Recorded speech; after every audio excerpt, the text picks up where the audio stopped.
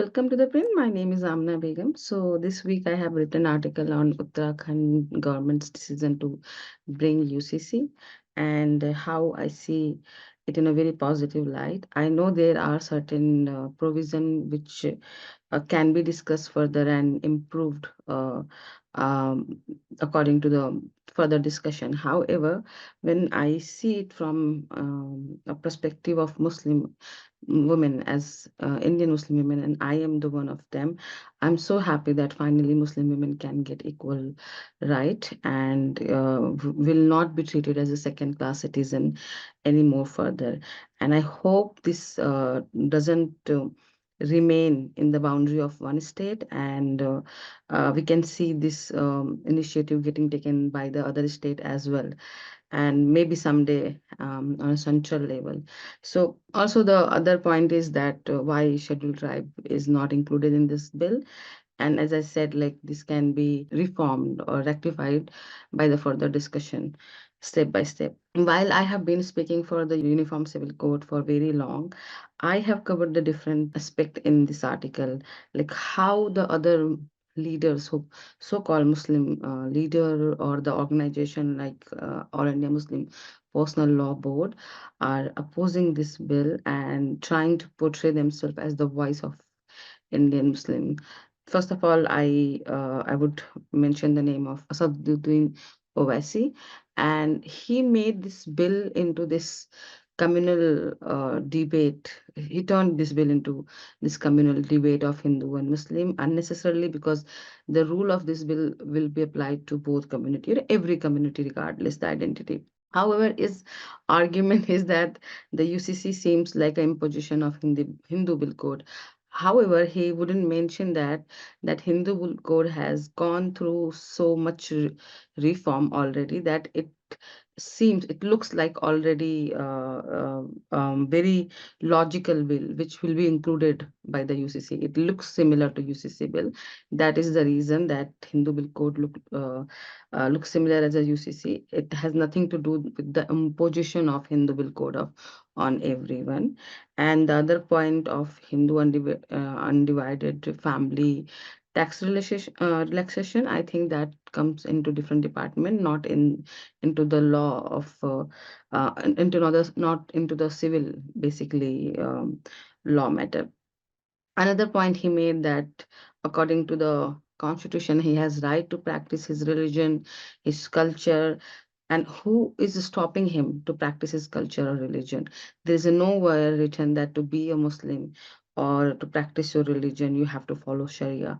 There are so many Muslim majority countries, as I mentioned, like Turkey and even Albania or so many others, where they have adopted the secular and gender equality based legal system, and they are still Muslim, because you have to follow, there is a five pillar of Islam. If you follow that, you are Muslim. I do not know who is bringing this kind of basic, rules. And even the country who are Sharia based, and for example, Saudi and Dubai, they are reinterpreting the verses. They are looking in back into it and changing their rules accordingly. So that is the first thing. Second thing is that you cannot demand patriarchy or oppression of the women in the name of your culture. Just imagine if Hindu community would argue on the same line and say that, okay, Sati Pratha is something part of our culture or tradition, so we won't let it go. The Indian state cannot do that. They also have responsibility to ensure the equality of every Indian citizen, regardless of the identity, gender, and race. And that is the what we are seeing here right now. So I would say that as an Indian Muslim, I do not feel that I am a stepdaughter of India anymore. I mean, still, it's a very partial victory for me, but I hope this would be the first step in that direction, and it doesn't infringe any kind of right to religion, basically. And we already have had UCC in Goa. I do not understand how come they do not bring that point into this argument as well. Second, the All India Muslim Personal Board, they opposed, giving the statement that this bill is unnecessarily and just to uh, kind of like targeting, kind of to target the Muslim community. And I do understand from where their argument is coming for, because All India Muslim Personal Board law, without being any official body, enjoys parallel judicial system kind of authority over the Muslims, because they have been they have been giving the interpretation, they have been giving the answers to queries like how Muslims should follow their law, or how they should live their life based on Sharia. So without getting through the election, without having any official kind of without going through any official process uh, to be in that position, they are still enjoying so much privilege. So they would always stand certain this kind of initiative, because it actually challenged their existence. So I do not take All India Muslim Personal Board, which is an NGO, has no official credibility. I do not take their statement seriously. PFI, because we know they are Islamist and they want to, they not want to, they have a vision to establish Sharia on the Indian land, I think around 2042 or something. So it's very understandable why would they oppose uniform civil code.